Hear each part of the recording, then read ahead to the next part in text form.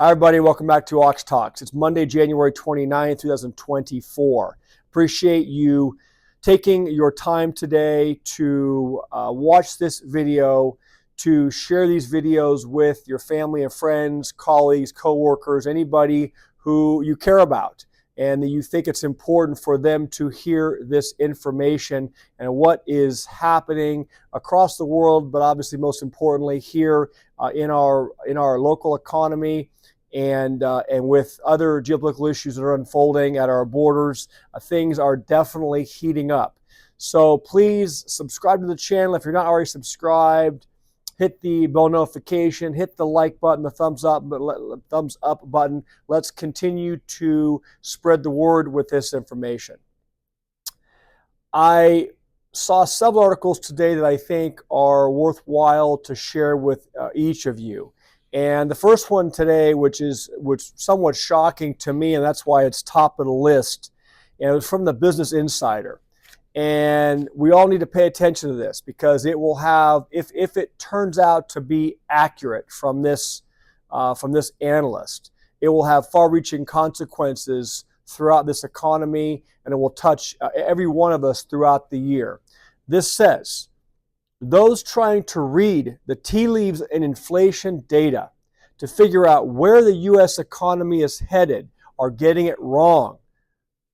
And a hard landing is coming as unemployment rates will double by the end of this year, 2024. The hard landing will be a sharp increase in unemployment. This is according to Mizuho strategist Dominic Constam, who told Bloomberg TV on Monday that forecasting unemployment rates at 6 or 7%, or he's forecasting unemployment rates at 6 or 7% by the end of this year. The labor market is increasingly coming into focus in the soft landing debate, he says, as hiring stalls and layoffs increase. And we know layoffs are increasing. We're reporting on it on a consistent basis. While unemployment is sitting at historically low rate right now of 3.7%, former Fed and Goldman Sachs economists are warning about increased risks of more losses. Fresh jobs data is set to come out on Friday of this week, giving a clear window into the unemployment picture. It says, but investors still have their eyes glued to declining inflation, and according to this one analyst, says they shouldn't be focused on that.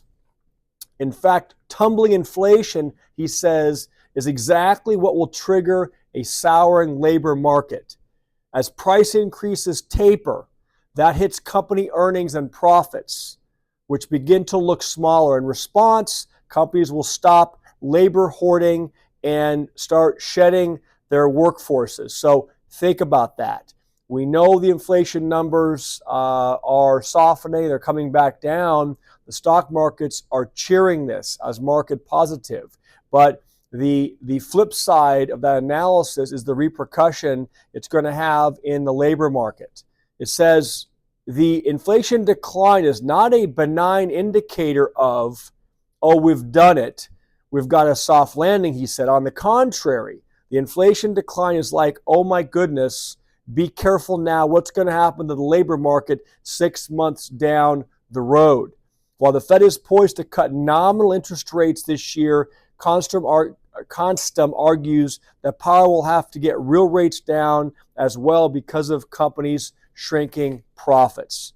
It's a profit margin expansion that took place during the pandemic. They gave companies so much profit and allowed them to be lazy on cost. He says, so it's really that kind of an unwind, I think.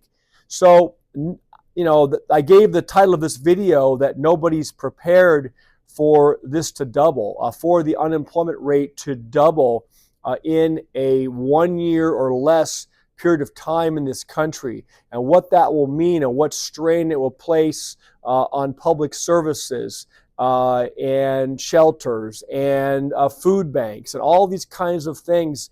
There is going to be a massive wave if we see this play out in this way. So Those figures are astonishing, and we'll start to see what happens as labor numbers come out. But more importantly, not just watch what the official numbers are, but what are companies doing, and why are they doing it? I'm going to address an article here in a few minutes about Citibank again and how the reason why they're cutting their workforce. We addressed this on yesterday's show about, is there a shift in the corporate culture happening right now, not just in the tech sector, but across the board, which is basically to start appeasing shareholders and appeasing investors who love to see when there are cuts in staff size. Okay, next article today, it says it's from Wells Fargo, and this came out of the Reporter. U.S. economic growth will be sluggish, Wells Fargo says. It says the U.S. will likely experience slowing growth in 2024 as the effects of monetary policy continue to filter through the economy, cool down the labor market, and decelerate consumer spending, according to a Wells Fargo analyst. Last year, consumers bulldozed their way past high rates and elevated inflation.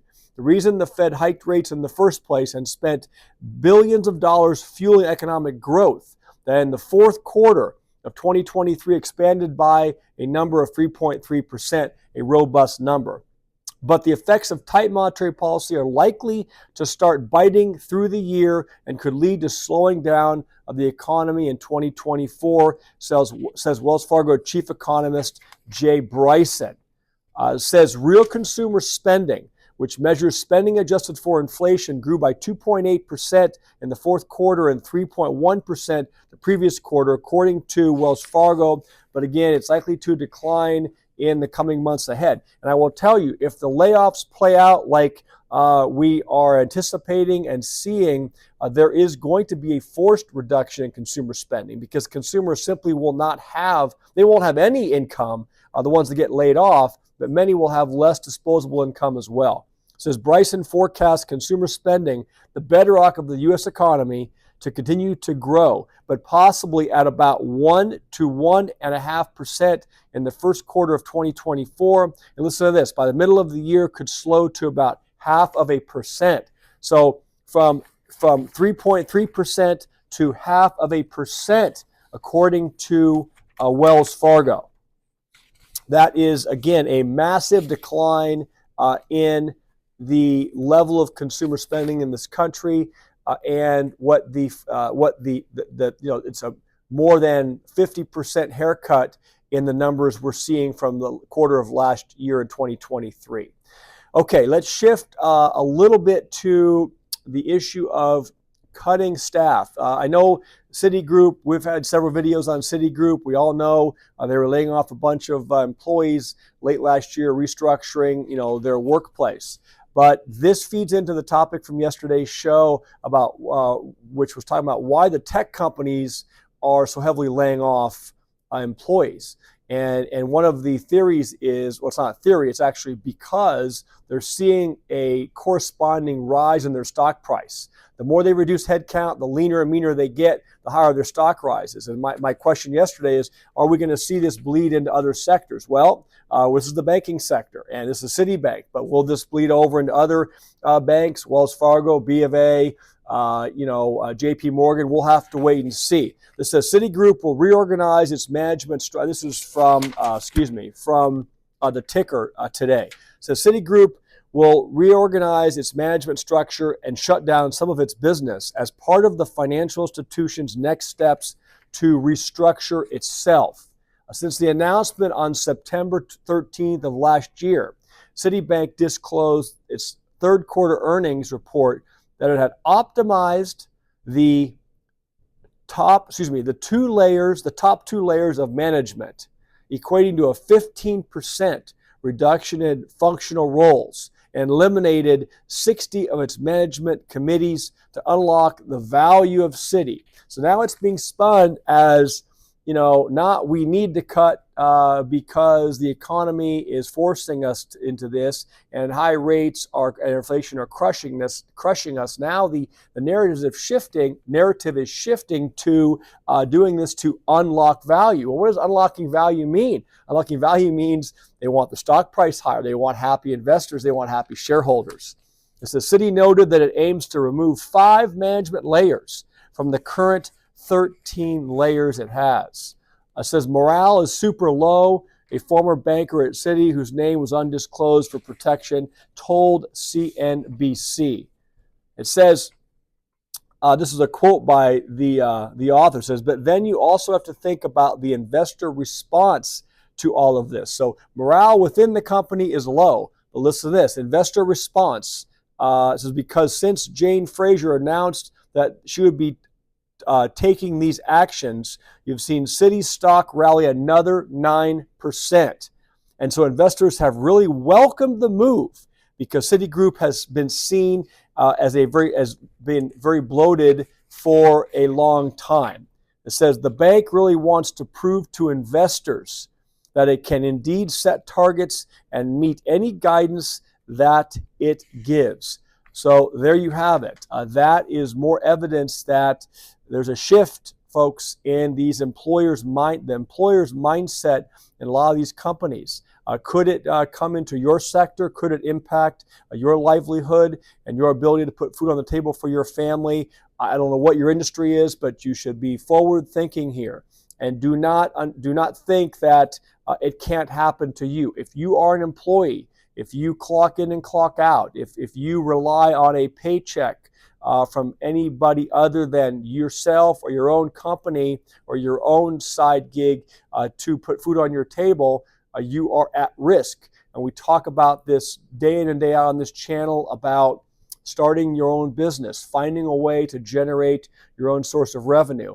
I know I sound like a broken record on this, but with what we're seeing rolling out this year, what I'm saying is absolutely accurate and true. This is what's happening. I'm just reading the news, but it's playing right into what I'm trying to warn you guys about, what I'm trying to get you thinking about and maybe planning ahead a little bit. So if you find yourself on the unwelcome end of walking papers or notice of a Zoom call that you're being laid off or an email, thank you for your service, but we regret to inform you that you no longer have a job here.